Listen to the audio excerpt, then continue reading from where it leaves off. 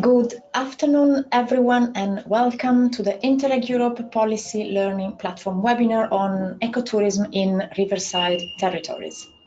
My name is Elena Ferrario. I am the thematic manager of the platform, and I will introduce this 90 minutes in-depth discussion on the challenges and the opportunities of finding this delicate balance between economic development and nature protection. Today, we will discover stories of local and regional authorities who did find successful ways to find such balance and also to make it sustainable by having the right partners, the right players on board with them. We will make a journey across Europe, starting from Romania. We will visit Latvia and also Ireland. Before we start introducing the speakers that indeed represent these local authorities, there are two things that I need to tell you. The first one is about people. So I'm not alone in the studio. Here with me there is Lotte, my colleague, who is performing some magic, technical magic to make sure that everything goes smoothly with this webinar. Of course, there are our thematic experts of the platform on natural heritage and resource efficiency. These are Venelina, Varbova, and Ruth. They will enlighten us with their knowledge, vast knowledge on this topic in the coming minutes. And of course, there is you, the audience. We have at the moment, let me check, more than 26 attendees, and many more are registering, are joining us now in these minutes.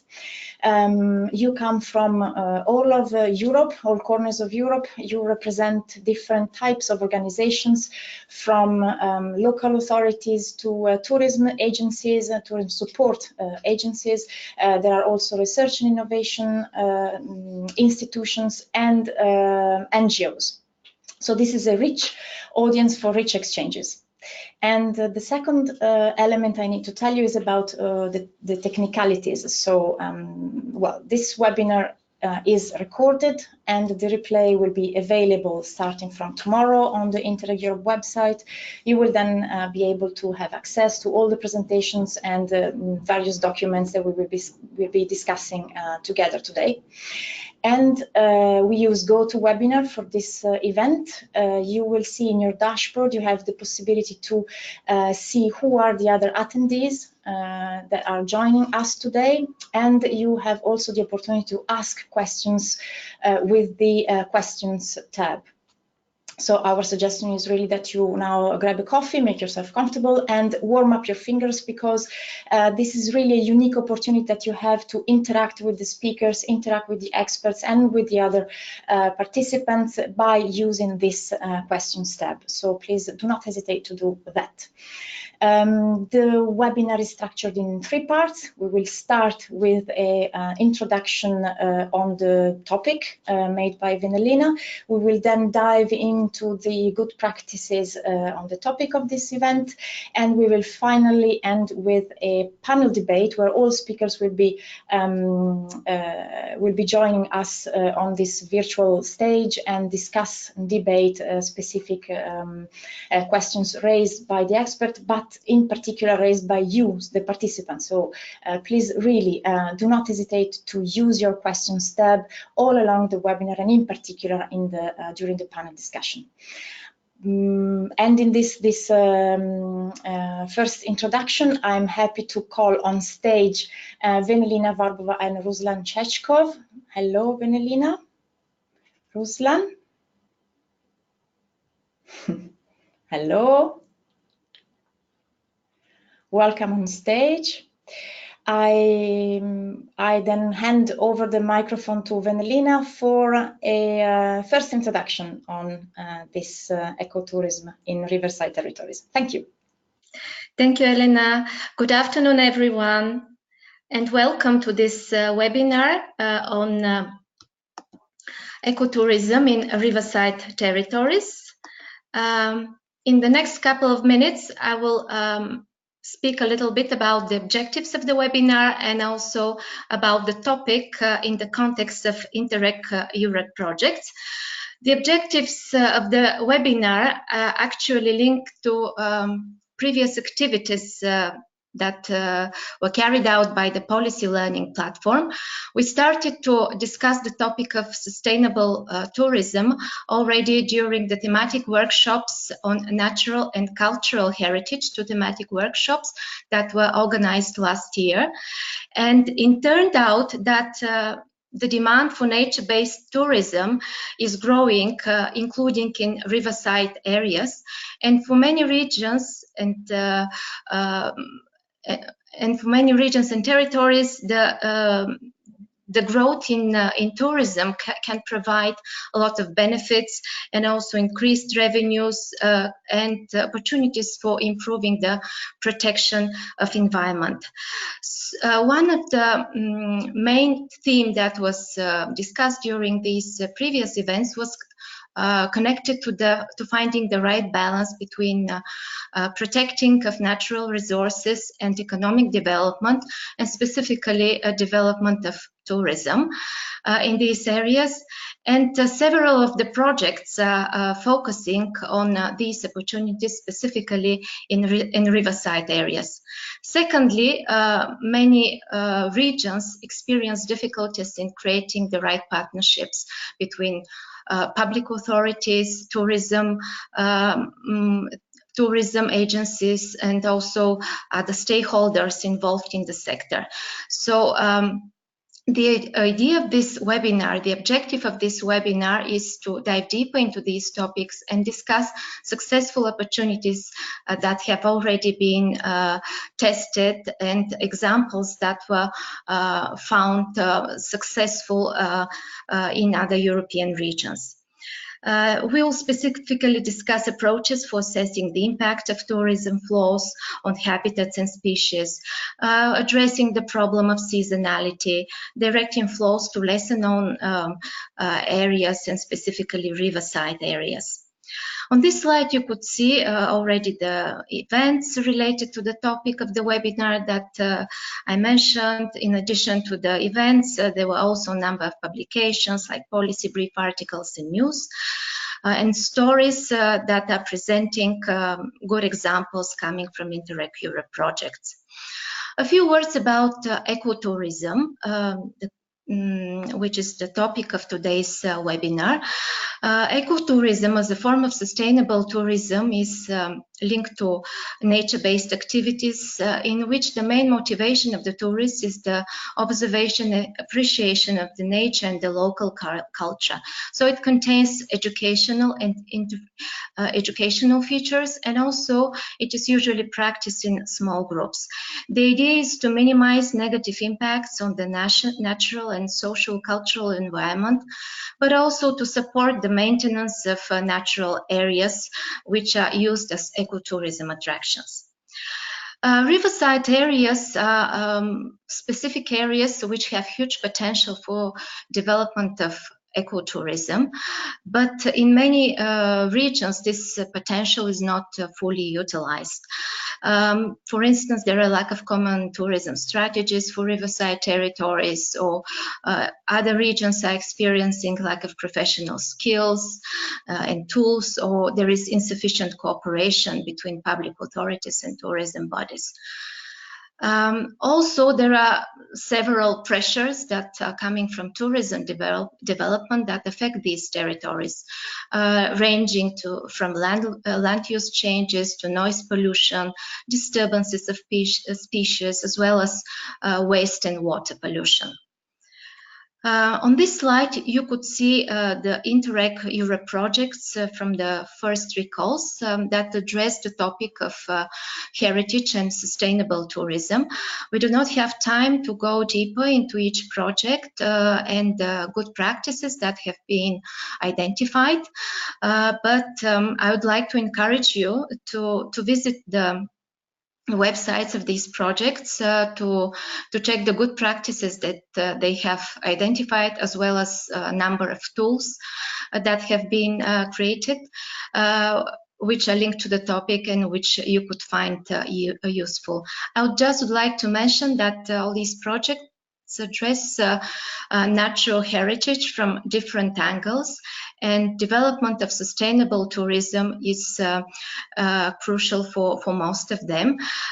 Several of these projects, like for instance Star Cities, but also others, specifically focus on riverside areas.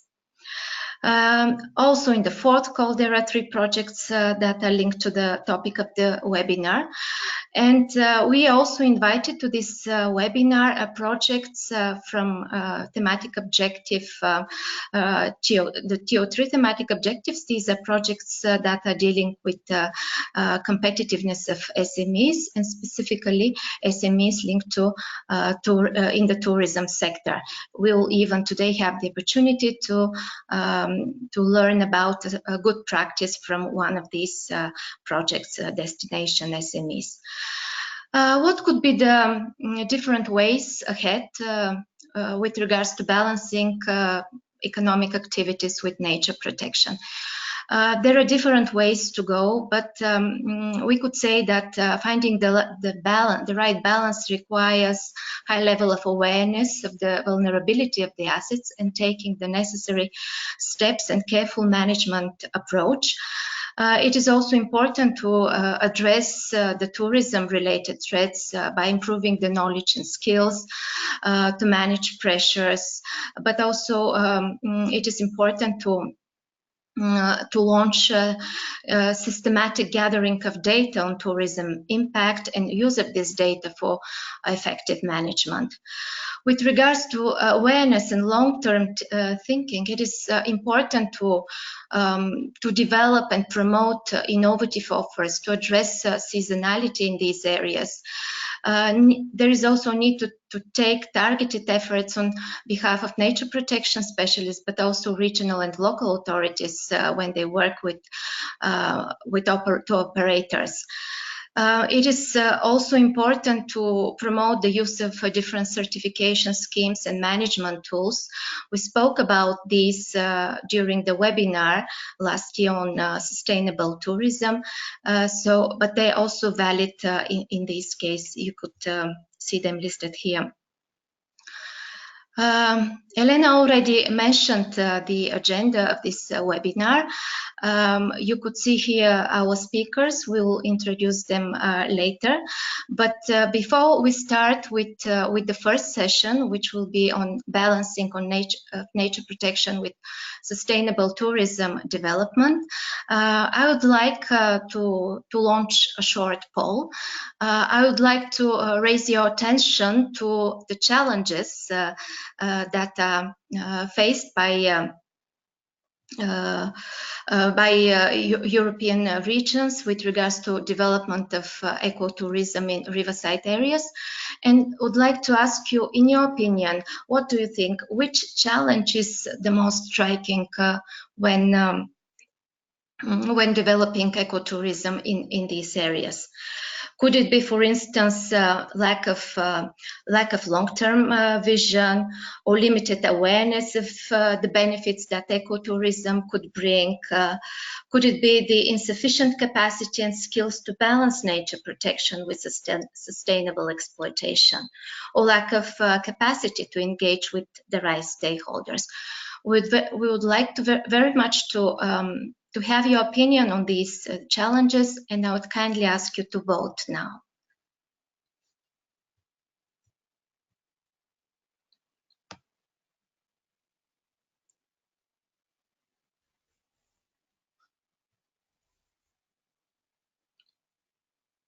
Okay.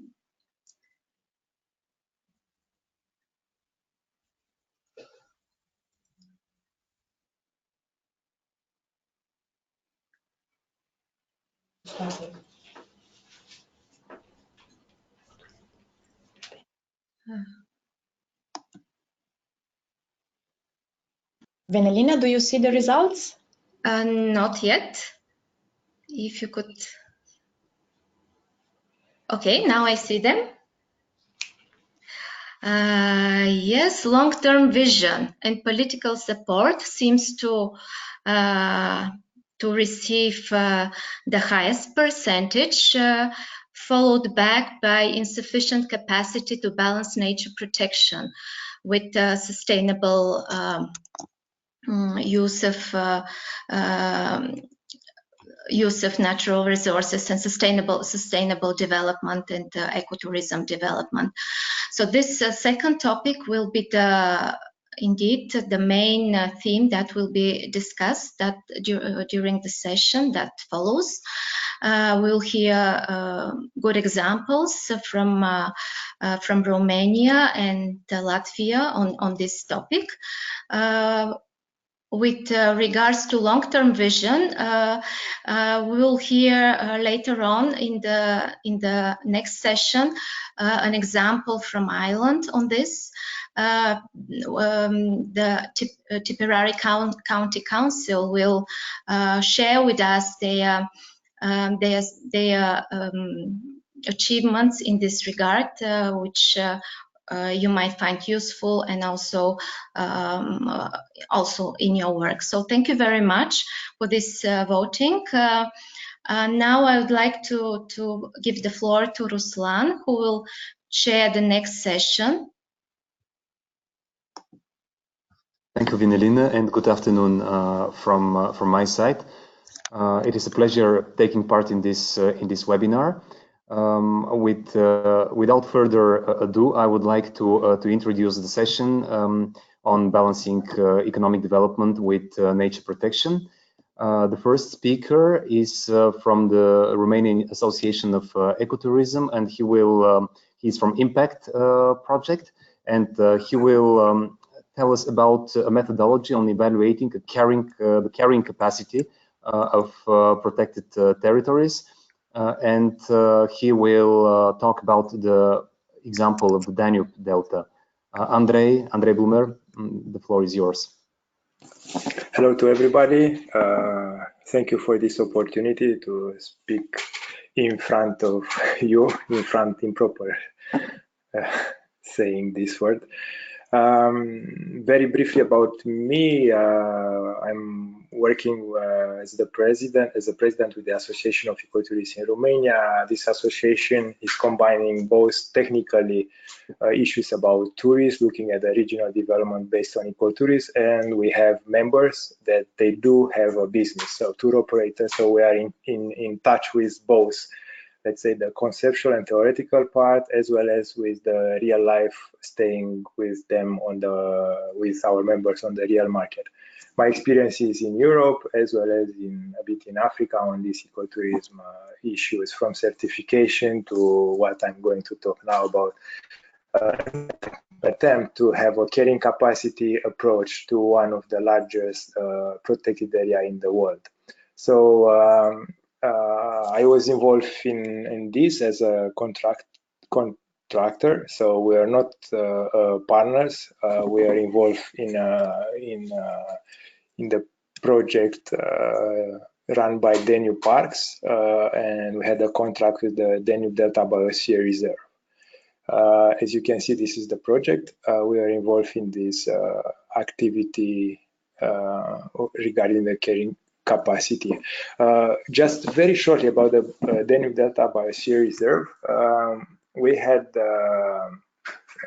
Danube Delta. It's a huge area, more than 500,000 hectares, more than 20 communes, and with people living in it, more than 10,000 people living in this biosphere reserve, with multiple entrance. So it's very difficult to really stay at the entrance and count visitors or tourists.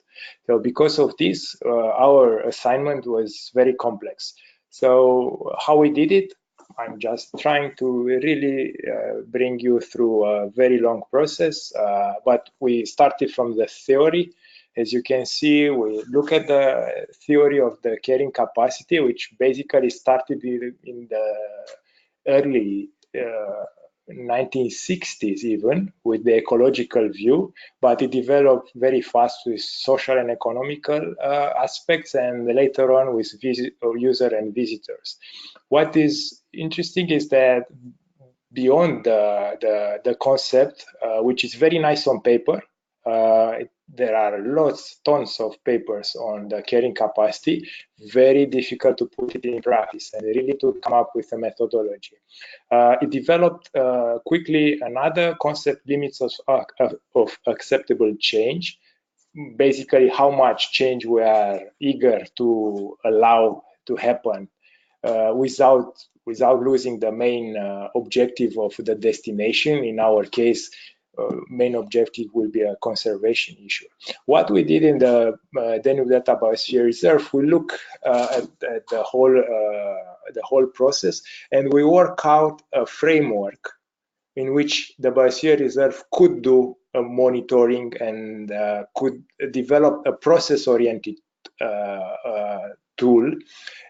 So we did not actually measure the impact, but we set up instruments in which we can create this framework. We created standards and criteria how to define this limit of acceptable change. Going quickly into technical issues, we identified under the ecological carrying capacity 12 species that could be monitored in different period of the year. We identified the location where they could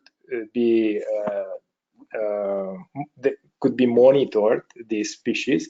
And what you can see now on the screen under T, R, or L. T is tourism, R is recreation, and L is leisure. So we identify 3 different types of using the land in terms of recreation and tourism. Tourists, in our understanding, are those people that are living within are spending the holiday in the destination. Recreation are those people that are not spending; they are coming just for fun, just using the infrastructure but not staying at all.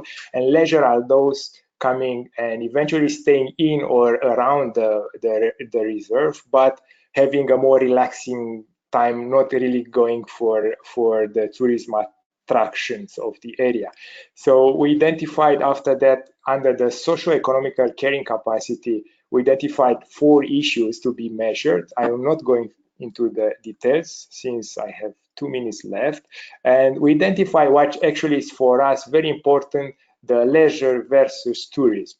We went much farther and we put this study into a larger context, and we look at the previous studies that we had, the fast experience versus slow experience study.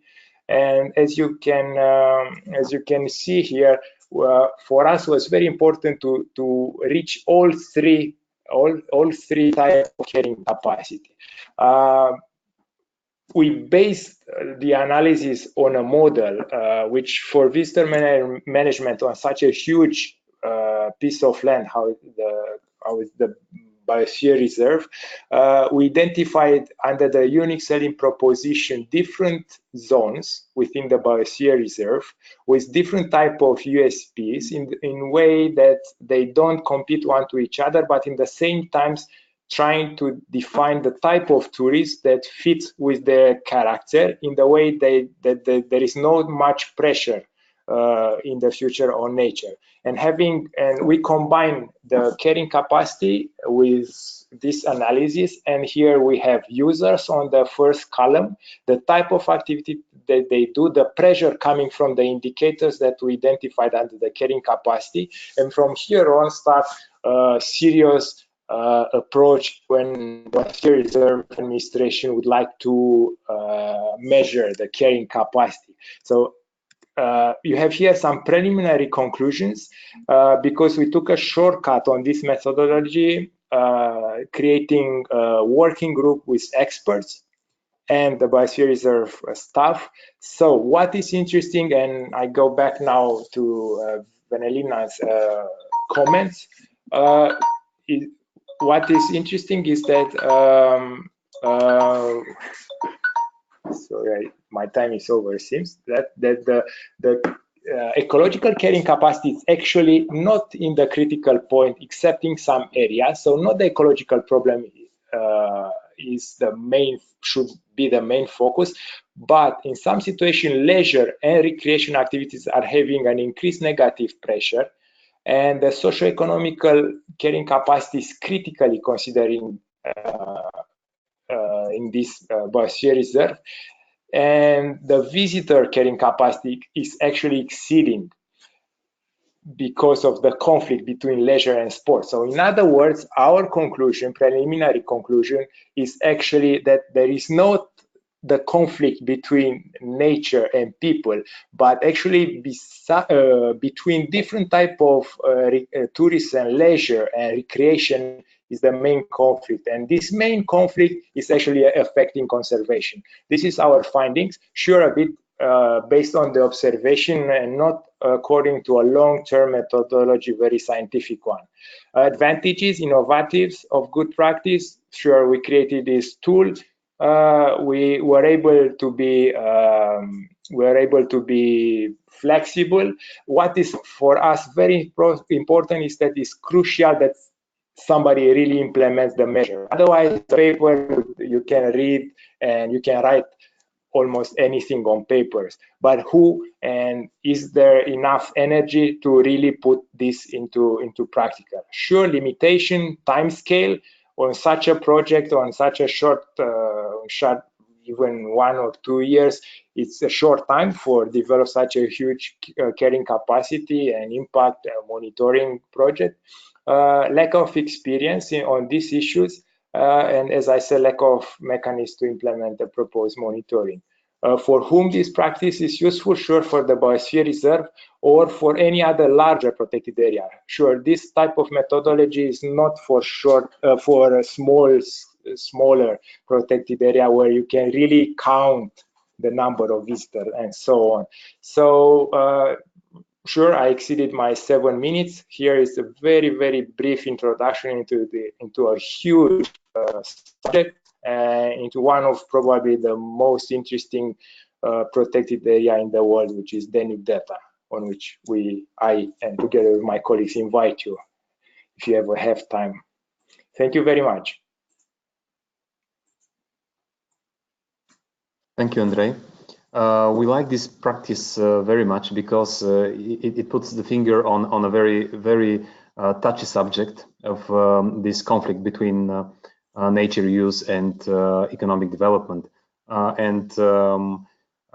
There is absolutely a need to talk and explore this topic further. And as Andrei mentioned in the end, and as the poll showed, that political willingness to act and vision is extremely important to put the theory into practice.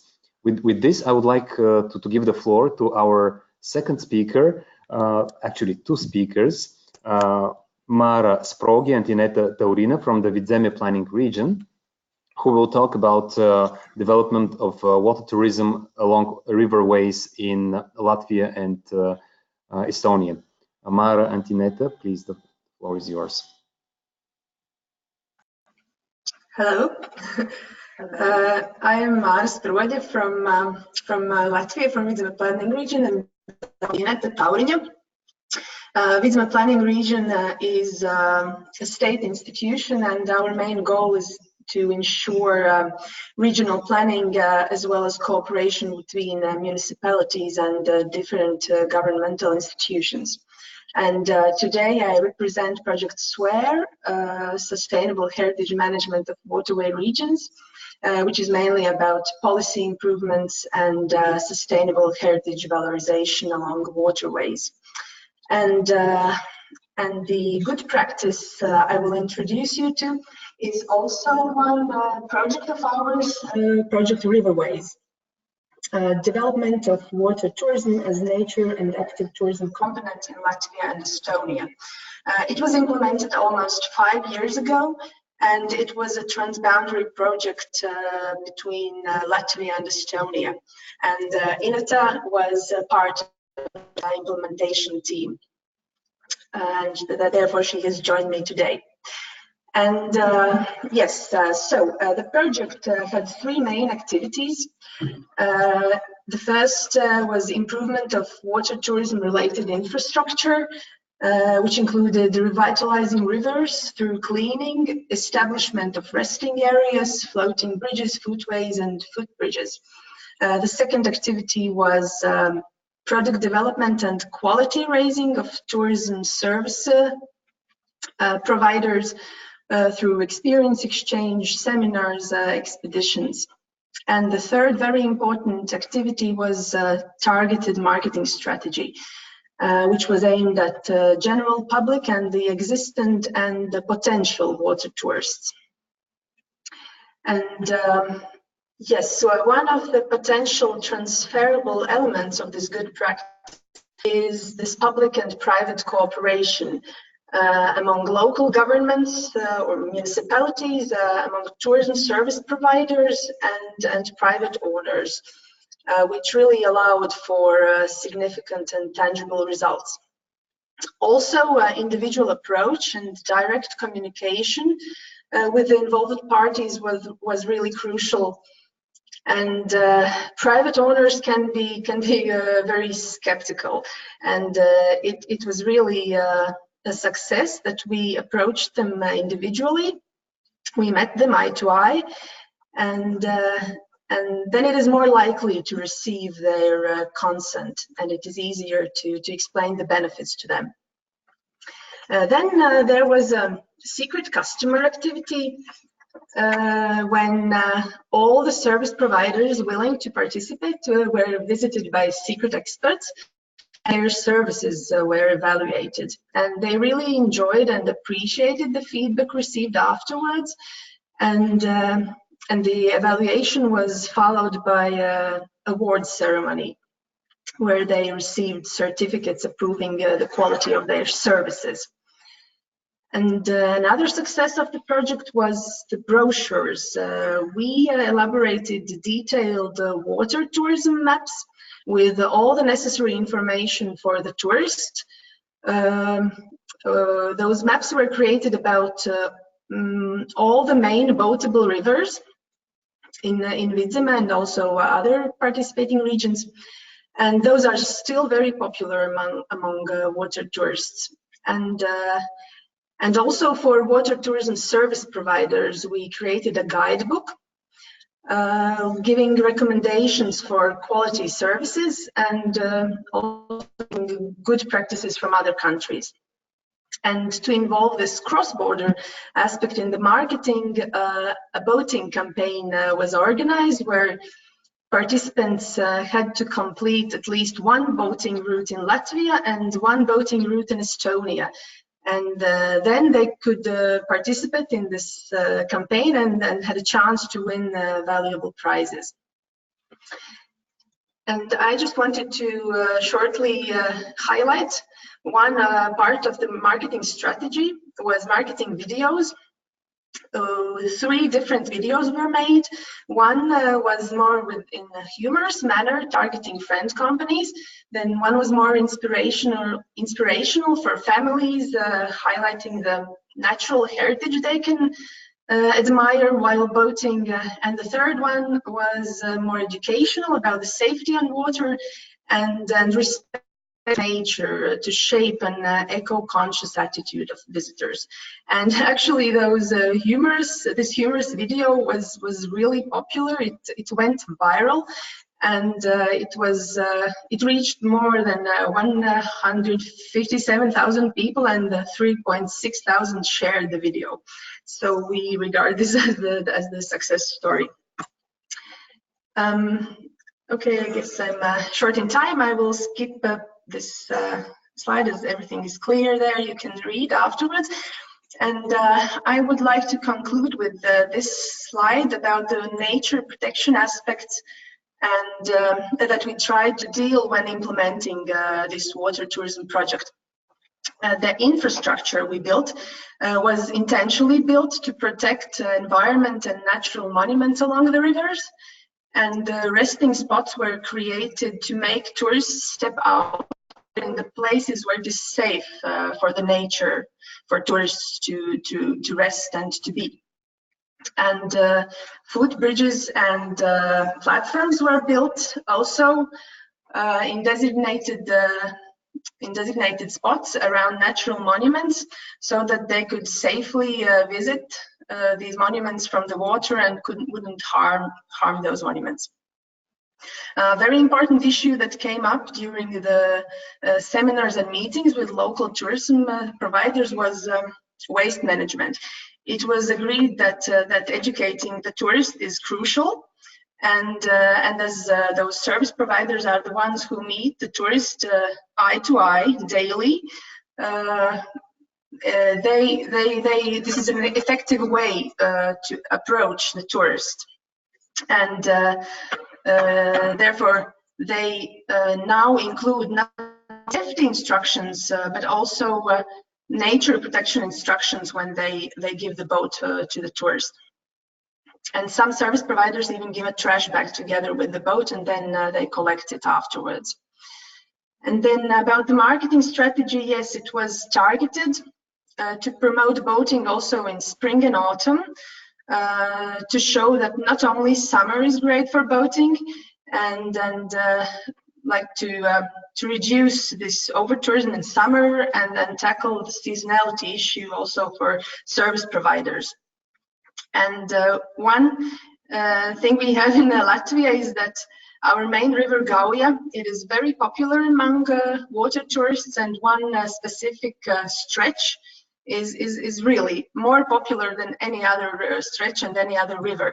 Therefore, the marketing strategy was also targeted to split the tourist flow and to show that also the rivers in the region are really great for boating. And yes, I guess that's it for the moment. And if there are any questions, I could answer those. Thank you, Māra and Antineta. Excellent, good practice. We chose it because of several reasons. First, because it's in a transboundary territory, and second, because it's with very strong aspects of nature protection, and not only the creation of a very innovative tourist offer and relieving the pressure from more standard tourism, but also because of the strong environmental and sustainability focus of the good practice. Indeed, if there are some questions, please write them in the chat. We are just a little bit behind time, but still, if there are some interesting questions, maybe we can ask one or two. In the meantime, I would like to ask Elena, there are some? Yes, yes, thank you. Yes, we have a question indeed. We have a question coming from Tero that I would say it actually applies for both speakers and also to you, maybe, Ruslan. The question says, can ecotourism activities be combined with river and catchment area restoration? I think this is a question that can apply for all of you. I don't know if anybody would like to start. Maybe I can give a short comment, because within this riverways project, the rivers were also cleaned, and benefit from that, as well as from the created infrastructure. But yeah, maybe Andrei has something to add. Basically, with a good product, any restoration activity or nature could be transformed in a tourism attraction if there is good skills on behalf of those that are organizing. So we should not expect that anything what we do is very interesting for the people that have nothing to do with nature. So it depends on how we interpret all this. So we have good cases in Romania where deforestation is actually used as a tourism product.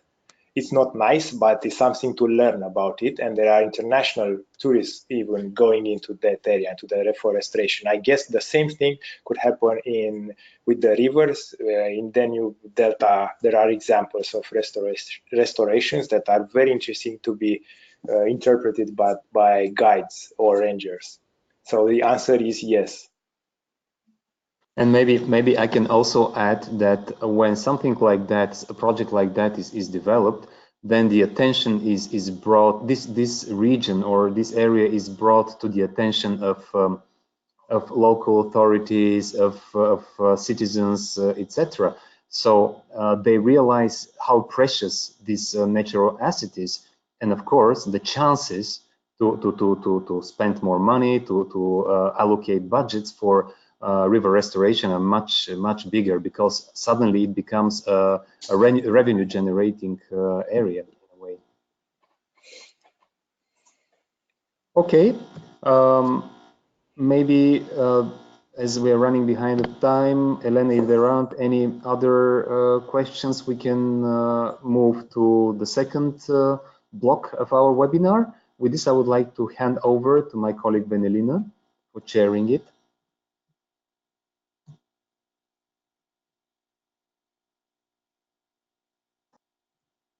Thank you, Ruslan. I think Māra made a very nice bridge, very nice link to the next session of our webinar. She mentioned the important role of public-private partnerships, and she mentioned how they cooperated with tourism service providers, and the role of creating these cooperation models and partnerships. So the topic of this session is on partnerships for ecotourism development. We were supposed to start with a presentation from Ireland about activities that have been taken in Lough. This is a lake there, and we were supposed to discuss a public-private participatory policy-making model in this area. Unfortunately, at the moment, Ruth Mulhern has some difficulties, technical difficulties in joining us. So now I would like to give the floor to Lienīte Priedāja-Klepere from Vidzeme Planning Region, representing Destination SME project, to present the first good practice, which will be about Gauja National Park Tourism Cluster. Lienīte, the floor is yours.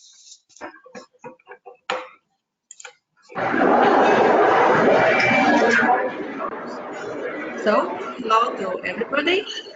My name is Lienīte Klepere, and I am from Latvia, representing also Vidzeme Planning Region, the same as my colleague Māra, who spoke previously. So, and Vidzeme Planning Region is one of the partners of project Destination SMEs, and the aim of this project is to improve policies of partner regions in order to increase the competitiveness of the tourism sector SMEs. And today I will share with you our project Good Practice, Gauja National Park Tourism Cluster. The Gauja National Park is the largest national park in Latvia. The main territory of the park is located along the valley of the river Gauja, from which the park takes its name. And cluster with the brand name Enter Gauja was created in 2012 with the main goal to strengthen tourism destination and enhance its competitiveness in international markets. All sorts of tourism entrepreneurs are represented in the cluster. These are companies working in nature tourism, all kinds of active tourism, wellness and health tourism, also culinary or food tourism and rural tourism entrepreneurs. So for today, cluster combines more than 50 entrepreneurs, dominantly tourism small and medium enterprises. Also 9 municipalities and the Latvian Nature Conservation Agency, and also Vidzeme University of Applied Sciences. And it is very important to mention that the cluster also received ERDF funding from our National Cluster Support Program, which also supports the creation of tourism clusters. And this support has been important for the successful development of cluster itself and contributing to the competitiveness of the destination. And for this moment, this is the largest tourism cluster in Baltics. So all the cluster members share a common vision for a future to become the most competitive tourist destination in Latvia outside the capital city Riga, with a high quality and a specialized tourism precisely segmented for foreign and domestic markets throughout the whole year. So what are the benefits of tourism cluster or common advantages? First of all, this is unified, strong strategic positioning and branding, and also destination marketing, image, and reputation. Since 2012, several marketing activities have been carried out, like brand Enter Gauja was created with logo and brand book.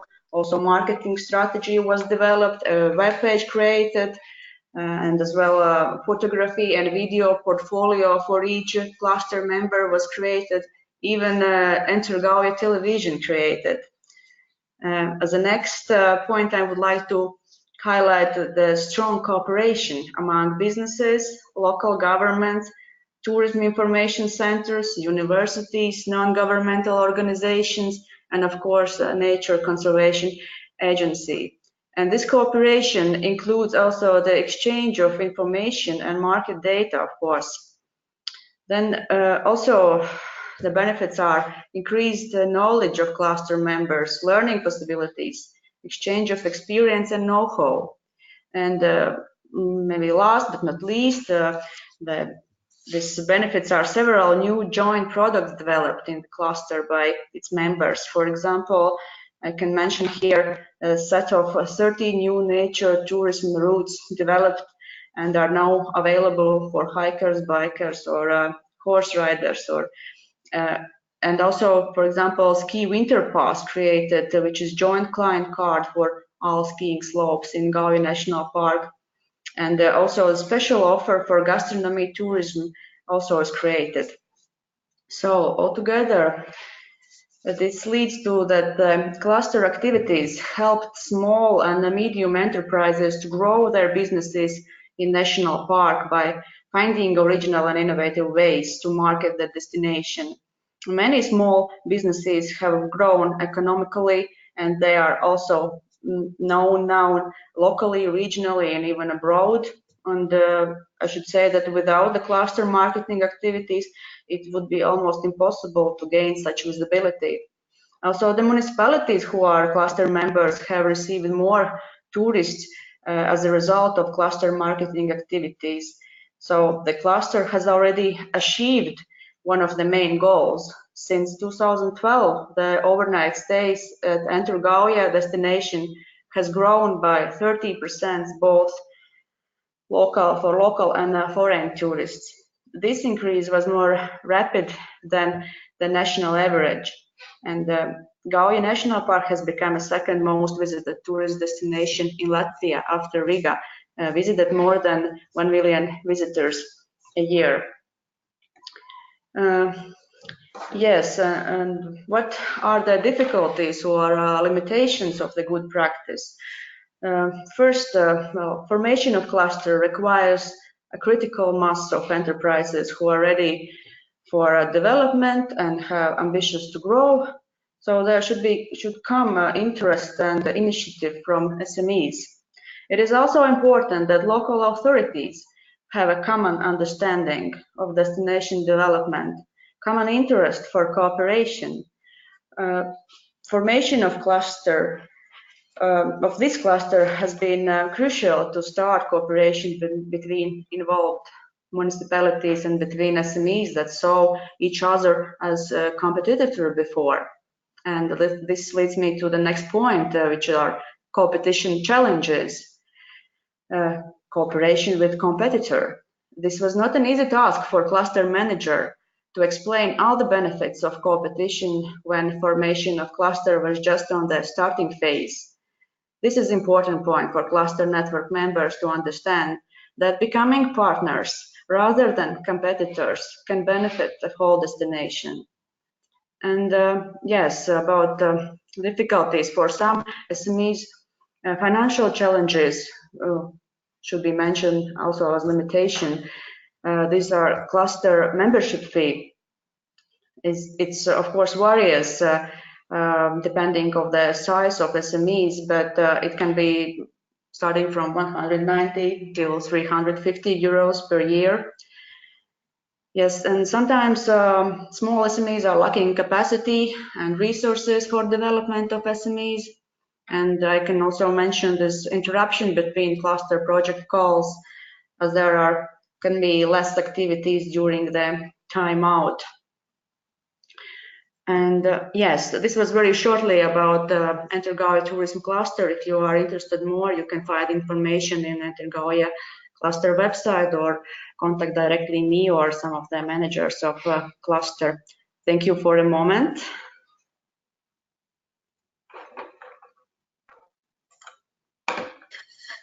Thank you very much, Lienīte, for this very interesting presentation, bringing the business angle to the topic. We chose this presentation for this webinar also because we think that it's quite innovative in character, as this type of tourism clusters are relatively rare, especially in some regions in Europe. And what you did is actually a way of overcoming the persisting understanding that competitors cannot work together. And I really liked what you said, that partners, not competitors, bring more benefits to the area. So it is also a great opportunity to improve the sustainability of the regional tourism offer, as you mentioned. So thanks a lot again for this interesting presentation.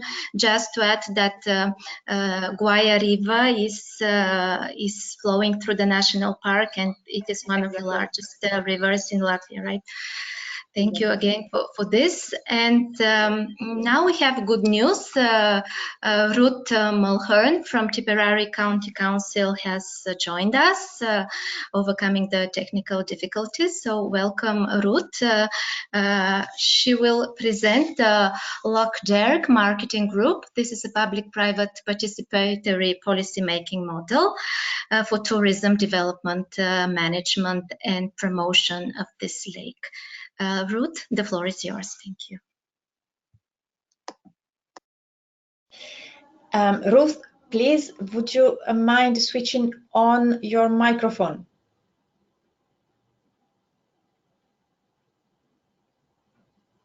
Which is on your dashboard. It's the little icon with the microphone. Just checking if you can hear me now. Yes. Thank Great. you. At last. Apologies to everybody, and thank you very much, Venelina, for the introduction. So today I'm going to tell you about the Lough Derg Marketing Group, which is a special group set up in a region in the middle of Ireland. Okay.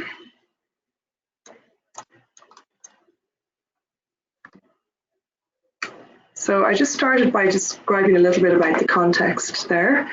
And what I want to do is just kind of give you a sense of what different tourism experiences that we have in the area. The Shannon is the longest river in Ireland. It cuts Ireland in two pieces, so the west and the east. And they talk about the west of Ireland being west of the Shannon. So we have around the Shannon many different types of tourism experiences.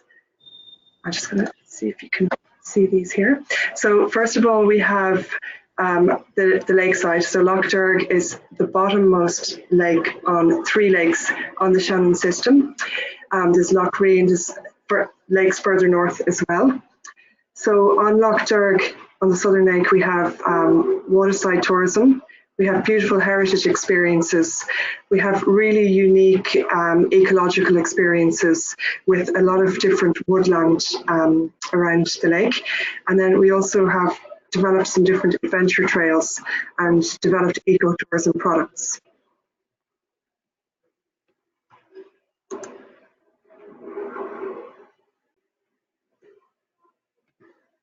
Okay, so The way we manage, I've talked a little bit about the Shannon, which if you see, this is Ireland here. The Shannon goes through the centre part of Ireland. Lough Derg is based at the southern part. We also have in this part of Ireland, we are being supported by a new tourism brand. There are a number of other tourism brands in Ireland. So there's Dublin, there's Ireland's Ancient East, there's the Wild Atlantic Way, which is the most famous brand being supported by the government agency Fáilte Ireland. And this new one that Lough Derg sits in is Ireland's Hidden Heartlands. So we are lucky that it's being prioritised on a national context. So you can see, yeah, sorry, I'm having a little bit of difficulty with all the windows on the screen. Okay, so the Lough Derg Marketing Group is a collaboration between a number of different strategic agencies. So what we do is we have in Ireland different local governments working in different areas.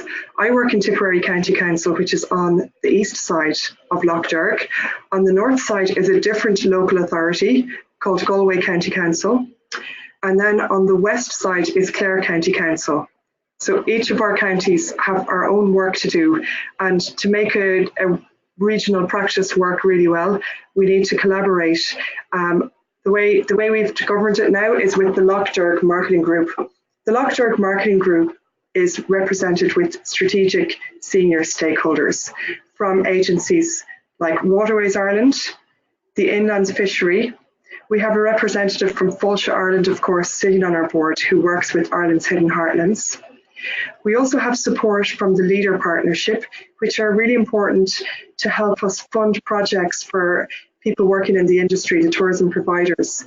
And sometimes we do cooperation projects between these three councils to make plans and things like that. And then the tourism providers are also sitting on this strategic board. So we have tourism providers from, we have a representative from this part of the lake, and from this part of the lake, and from this part of the lake here.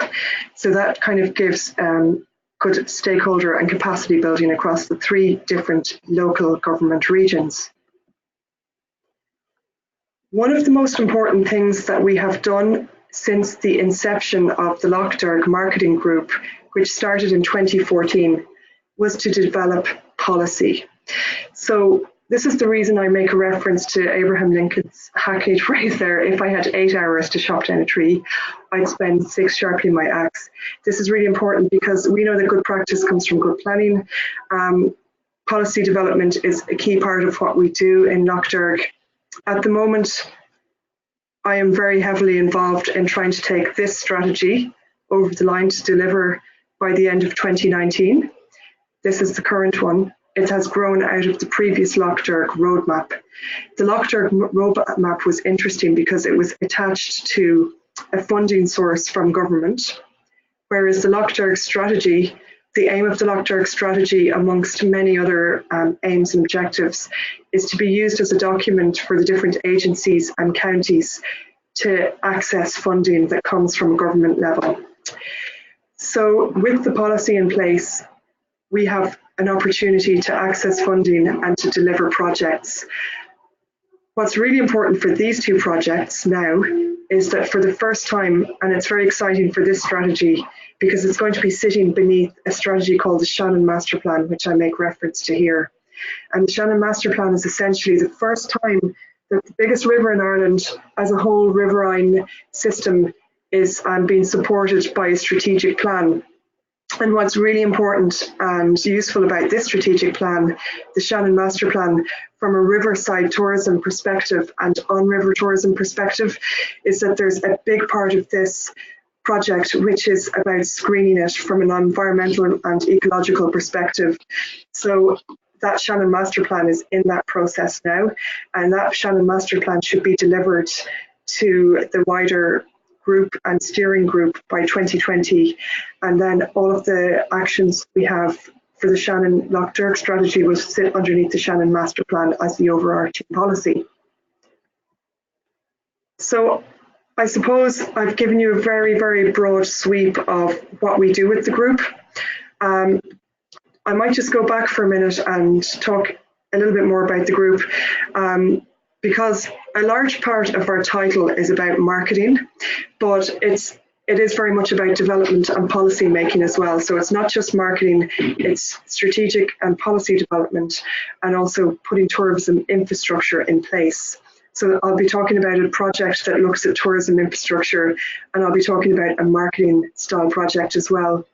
But I include some of our social media in the middle of the page. Obviously, one of the easiest things for us to do is to develop that brand essence. We're looking at Lough Derg as a destination. We're taking in 3 different local authorities, but we're trying to take that out and think about the visitor's perspective. Nobody from Europe, nobody from Romania, nobody from England or UK visitors, France, Germany, really cares which local authority is governing the region. They're going to think about it as a lake, so we need to start thinking about it as a whole lake experience. So when we market this on our page, we're thinking about all the different experiences each time we make a post that the tourists can have in this area, and we look at our, we promote things like our nice shop fronts, nice family activities at the lake that people take part in, some of the really unique accommodation we have around the lake, on-water activities, beautiful sunsets. These are the very slow tourism experiences that you can enjoy at Lough Derg. One of the marketing projects that I was very involved in this year was called A Taste of Lough Derg. And one of the key outputs from that project was a delivery of a festival series of events, a very sustainable project because the festival did not take place over a weekend. It took place over 3 weeks in September. So we've just finished that, and we're looking at some of the learnings and some of the strengths and weaknesses of that program. This year, we wanted to, everything we do, we have to think about sustainable development. So we engaged an artist to come up with our brochure, which I show you here, and all of our stakeholders are outlined in this brochure. And we're really thinking about the beautiful food production that's coming out of Lough Derg and really wanting to highlight that in our marketing. What's interesting is there's this group of people who grow vegetables and produce cheeses and foods and chocolates and honey and jam and beer around Lough Derg. So what we want to do is promote this hard work, and they also are collaborating themselves as a stakeholder group to deliver markets around the lake, and they have a travelling market that goes around Lough Derg, which is really interesting. So we're trying to kind of highlight a lot of these things with the Taste of Lough Derg. But we got some nice funding from Fáilte Ireland. They have a program this year called Taste the Island. So we produced a really beautiful film, which I'm going to try and send to you. It's just been snagged at the moment, and we'll have it for publication next week. So I'll be looking forward to sharing that with you. And the whole point of that film was to talk about the people who are making the food, and it's a very strong branding exercise as well, because it shows at very slow tourism values, not kind of big bright light, or it captures exactly what we want to sell about Lough Derg, which is a very low key and slow place to visit. So that's just an excerpt from the film, which I'll be sharing with you. These are all big projects and they take a lot of energy. At the moment, I'm working on them, but we hope to put somebody in place who can be managing Lough Derg as a destination, because at the moment it's kind of a member of staff from the Tipperary side of the team takes it on board, but we're trying to do that with the rest of our region as well. So there's a lot of work in trying to manage marketing outputs for this group. Another really interesting and exciting project, Clare, our partners in Clare took on board, and that was the development of the Lough Derg Blueway. Lough Derg Blueway is part of a national series of multi-activity and recreational trails that allow people to get into the waterscapes. So again, this was our canoe trail. It started out with the canoe trail, which we developed around Lough Derg. And then we went to the Blueway team and talked about all the other different possibilities for Blueway tourism. So one of the key outputs of this, these are all available out online, and we are going to be able to share the link to this website with you. But we made a series of maps that tell you about all the different activities you can do around Lough Derg. So we have one for doing outdoor activities. We have the experiences on a geographic basis as well. One of the feedback we got about this series of maps is that perhaps maybe there are too many maps. It's making it maybe confusing for the visitor. There's excellent content in the maps. So one of our good practices will be to try and develop a more neat, concise and succinct interpretation experience for the visitor that talks about what you can do at Lough Derg. And just to outline again, what's really nice about Lough Derg is that there's 13,000 hectares of clear water. It's surrounded by the really dramatic landscapes going up to the hills on these lakes. Some of the other lakes in Ireland is very low-lying landscape, but with Lough Derg, it's a little bit more dramatic. So another thing we do with the Blue Way, just to keep every year we have priorities to keep promoting the Blue Way, which was launched in 2018. So one of the exercises I did this year was to develop a marketing piece for a magazine, which was circulated to every hotel, railway station, airport, all of the tourism locations in Ireland. And so we wrote a piece and published it in this magazine. And then another thing we did was bringing a journalist from a famous Irish newspaper to the region, and we developed a few different experiences for the journalist with a fan trip. And as a result of that, we got some really nice coverage in the local newspapers and in the regional newspapers. And I suppose all the time we're trying to think of strategic ways to use our budget for marketing, because it's not always as big as you'd like it to be. So we have to try and find budget where we can to market our products on Lough Derg. So that's just a very brief overview of the Lough Derg Blue Way. But this is our most exciting tourism project that has been a collaboration of the 3 counties in terms of infrastructure and marketing. And then one of the final projects we've been involved in, which again is kind of making a strategic partnership with an external body. Quest Lough Derg are not a national agency. In fact, they're a marketing team who are interested in adventure races, but we have had such a successful collaboration with them. This year, they ran the first Quest, they run Quest races in different parts of Ireland and one in Wales. So they have about 5 or 6 races, but this is the first time there's a race in Lough Derg. So the project was the Quest Adventure Race. So this meant very close collaboration from my perspective with their key organizer. So the output from collaborating with the team was a huge event taking place in Lough Derg. It was such a beautiful event with amazing weather. There's a number of films that you can see on their social media or on their Facebook page, on their website about Lough Derg, so you can get more of a sense of the beautiful dramatic landscape. But it's exactly the type of tourism that we want people to be taking part in. So by Quest existing and then coming to Lough Derg and saying this is a good site to work from, we now have a 3-year plan in place, so it's sustainable. So this year there was 2,000 participants, and they hope to build it to maybe 3,000 next year, maybe 4,000 the following year. They're going to do their own practice, best practice exercise now to think about what kind of numbers they want and what impact it has on the environment in the region. This is something we look at really closely. They did a really exciting thing. They made a bridge with one of our strategic agencies on Lough Derg Marketing Group, Waterways Ireland.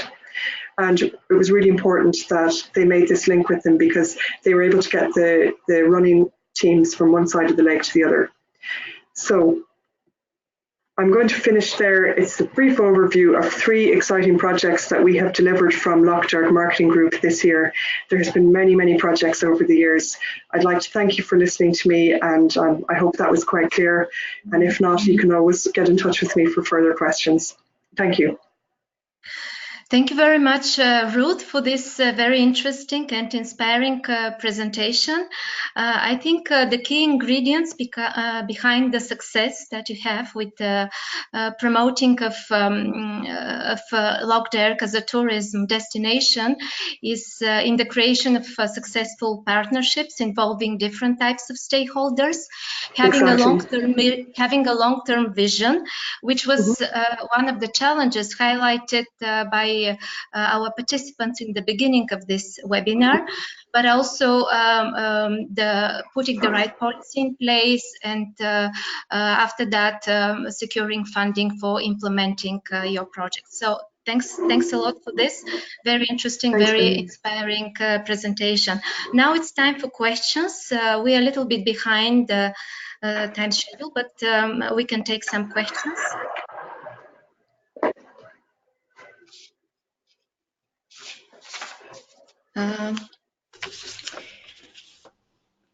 Okay, Venelina, Ruth, hello. Yes, we have some questions from the audience, and in particular there is one for Lienīte. If also Lienīte could switch on her camera, it would be nice. And meanwhile, hello again. I will read it for you. So the question says, the objective of your project is to strengthen the tourist offer and its competitiveness. This is what is understood. Assuming that this is already happening indeed, have you incorporated since the very beginning some checks and balances related to nature protection? Thank you for a question. Yes, well, regarding the nature protection, there are several issues actually. First of all, there are quite a strict regulation about nature conservation issues by law, and all the services based in national park, of course, all the entrepreneurs have to take care of nature. But regarding tourism cluster, since the very beginning, in the strategy of Gauja National Park, a tourism cluster, nature protection is one of the main goals, among others, including joint branding or joint product development. Because, of course, we all understand that tourism development in the national park is very closely linked to nature as a resource. That includes the concept that mainly tourism is selling landscapes and valuable nature capital.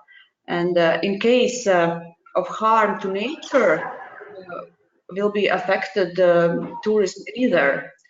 And maybe the next point is that the cluster is working very closely with the Nature Conservation Agency, and for example, regional director of agency is one of the management board of cluster.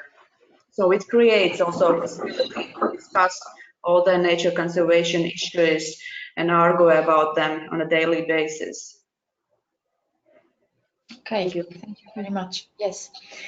I have other questions from the audience, but there are more for actually all the speakers. So I would give back the floor to you, Venelina, and then keep those questions for the panel discussion. Okay, okay. Thank you very much, Elena. Now we are moving forward to our next session, which will be the panel discussion. And now I'd like to give the floor to my colleague Ruslan, who will moderate it. Hello again. So we have about 13 minutes for the panel discussion. The speakers had so many interesting things to say that they went a little bit over time, which is absolutely fine. As Elena said, we already have some questions in line. If you have more questions, please use this opportunity to write them in the chat. I would like, in the meantime, I would like to present the third poll question, which is about prioritization. And the question is, what are the first steps to be taken to boost sustainable tourism in riverside areas? Obviously, all of them are important, but still, this question urges you to put some priority in that. So the options are, please, you can start voting. And the different options are, of course, strategy development, making the rivers a part of the local, regional image, improvement of cooperation between authorities, what Ruth has been talking about, not only Ruth, but the other speakers as well, decreasing the negative impacts from tourism-related activities, and designing original sustainable offers, like Māra was talking about, and Ruth. So I can't see the answers yet.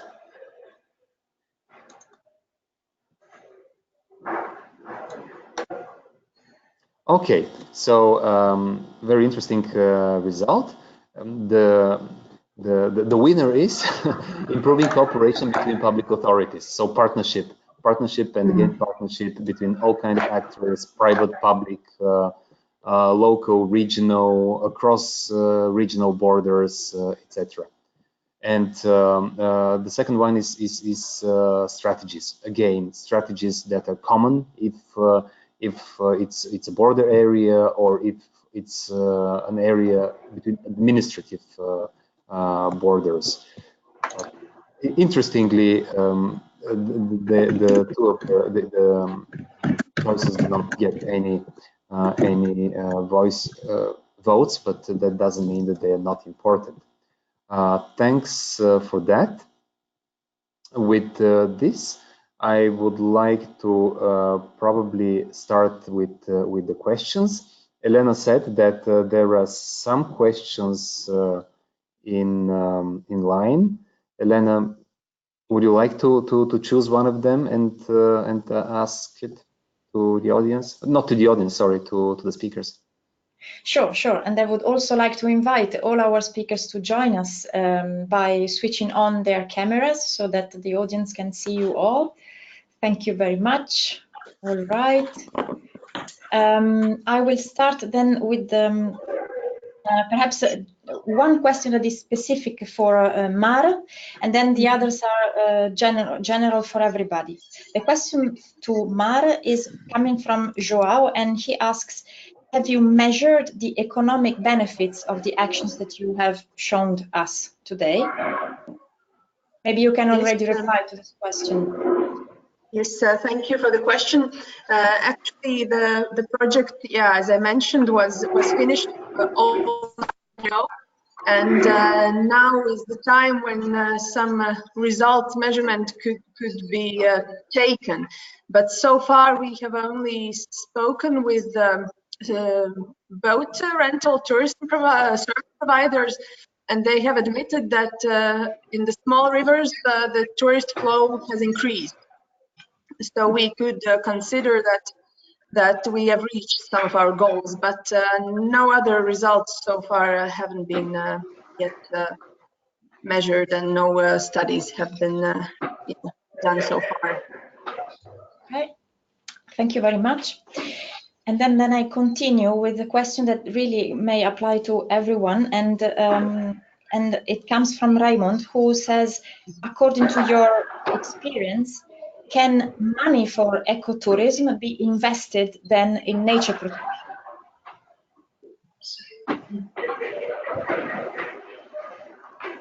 Maybe all the speakers can have a say. Does anybody want to start? I can start if you want. So the question is, can the money coming from ecotourism be invested in nature conservation? Yes. The answer is yes. Depends a lot on the type of business. We have several examples in Romania. It's really a nature center tourist.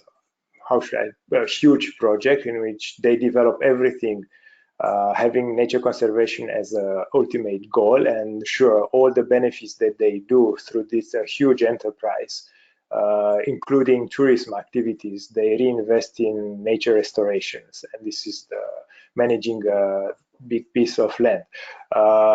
Talking in some smaller scale with businesses, for example, through certification schemes that we run or that are available as well in other parts of the world, one condition is that the business put back some money, either cash or in kind or through other type of mechanism, not necessarily the money itself, but even putting resources like available infrastructure for nature conservation activities.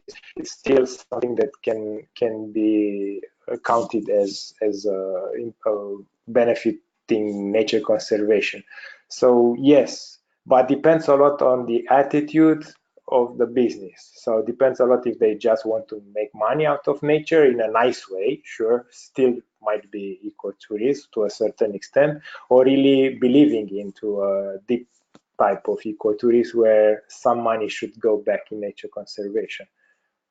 So the answer is yes, can be done.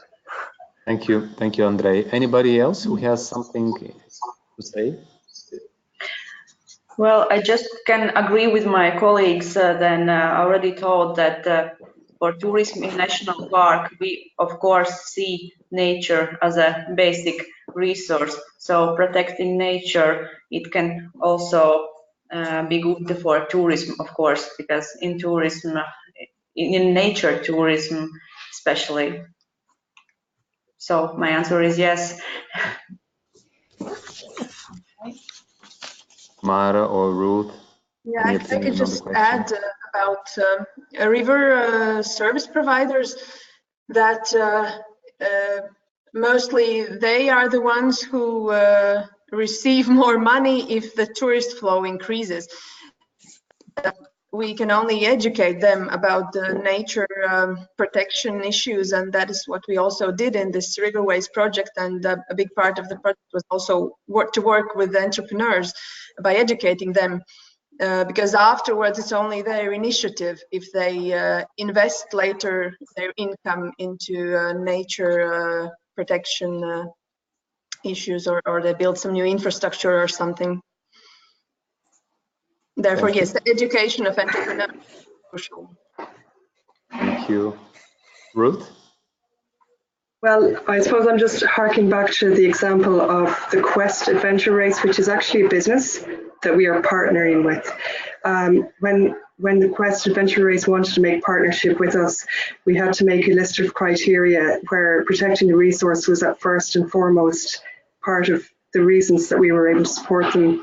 So I suppose being in our position in a local authority, it's very powerful because you kind of get to set the rules. So having that kind of support, conservation and supporting the resource at a strategic level means that people have to basically follow the rules. So in order for that business to be supported and strike partnership with us, they had to make an agreement to say that we're going to protect the resource. But even next year, we looked at some things like some of the merchandising, and we'll be encouraging even, less waste, no plastic bottles, things like that at events. So they had a no plastics policy already, but we will drill down into that and look at more detail at actual very practical things we can do to ensure that that ethos is going through the whole system. Thank you for the interesting answers. Elena, are there any other questions from the chat? I think we have time for one more question, probably. Yeah. Yes, there is one more question always coming from Raymond. And Raymond asks, do you know how many nature-related jobs are created, being related to ecotourism? So specifically, nature-related jobs. Is it possible to have such at least a rough estimation of this in your own experience? Andrei, maybe start with. You can also. I quite like the question of Raymond. So yes, it's an indicator that actually we work with. Back in Romania, we manage a network of 7 such kind of destinations. So I quite like Ruth, for example, and as well the examples from Estonia. I consider that nature conservation and protected area should be part of a destination management if there is success. Probably here, this is the direction where the success comes from. And when we talk with destination management concept in our mind, we should count on those technical indicators coming from the tourist industry. And one is about job. Otherwise, everything is just nice stories, and there are hundreds of projects all over the world, including Europe, with very nice concept. By the economical impact, the social impact is very, very little, or sometimes even non-existent.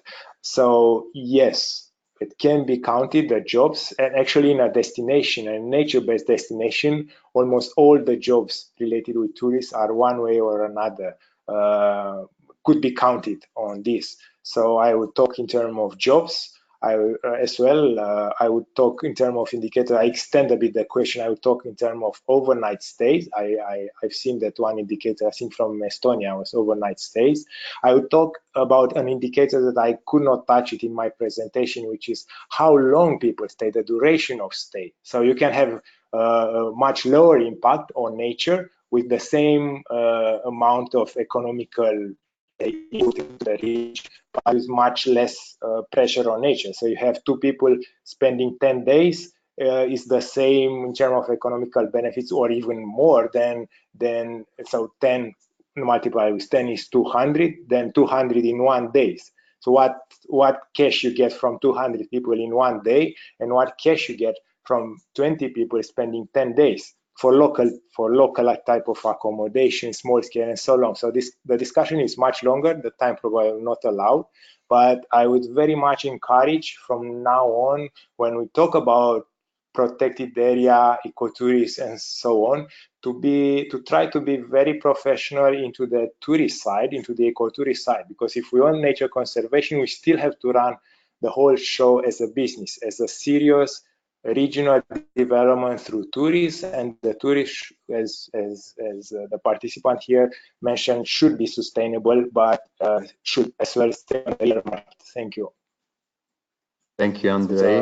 Was a long question, long answer. I know. No problem. No problem. It was quite relevant, and I think this question and this discussion emphasizes the importance of a monitoring framework for initiatives like that, because the better we know the impacts of something like that, the more convincing we will be, and in further developing the initiatives.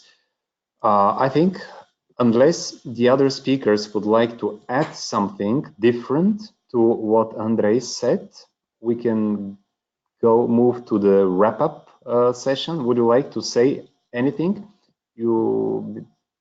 as a conclusion? Okay, that's fine.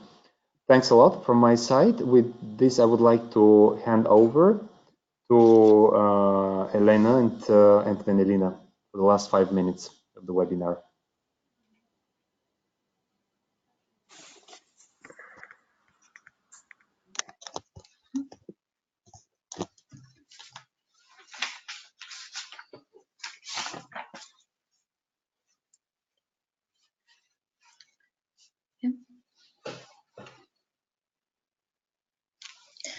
Okay, I think all 4 presentations have been very interesting and very inspiring, and I would like to thank all the speakers for the insights, for the interesting information that has been provided. As takeaway messages, I could just mention a few of the highlights of these presentations, like nature-based tourism is important for developing for economic development of riverside areas. And as Andrei mentioned, there is no conflict between nature and people, but between different types of tourism and nature conservation. So this is something that has to be kept in mind. It is also important to promote slow tourism, and this has been also highlighted by Andrei and Ruth in their presentation.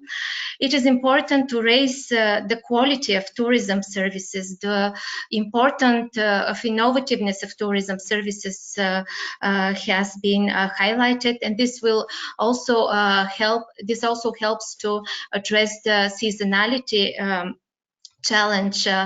We heard the experience from Latvia in this regard, the successful results that they received in this respect. We also heard about the importance of how to market, how to promote the tourism activities in riverside areas, and the examples from Latvia and Thailand have been very inspiring. Partnership, the importance of partnerships, the importance of working together with businesses, also partnerships between businesses is crucial in this regard, and this has been highlighted in the presentation of Destination SME projects. So there were a lot of inspiring examples, a lot of interesting information. I think we will share with you the presentations. In the follow-up material, we will also include some links to additional resources coming from the platform, but also from the Interreg Europe projects that work on the topic, which you might find useful. Thank you very much. And also, I would like to mention as a next activity that we are organizing a thematic workshop on developing healthy and prosperous urban ecosystems. It will be held on the 26th of November in Brussels. The registration is already open. You can access the information on the website, and it has been shared with many of you. So I would like to raise your attention to this forthcoming event that will be organized by the platform. Thank you once again, and I hope we'll remain in contact, and we'll see each other at the forthcoming events organized by the platform. Thank you, Venelina. Thank you, Ruslan, and thank you to all our speakers for having shared with us your knowledge, your competence, your expertise on this topic today. Well, if you have additional questions for our speakers, please do contact our policy learning platform team. We will be very happy to give you more insights into their good practices, and of course give you the contacts of the speakers so that you can further yes, interact with them.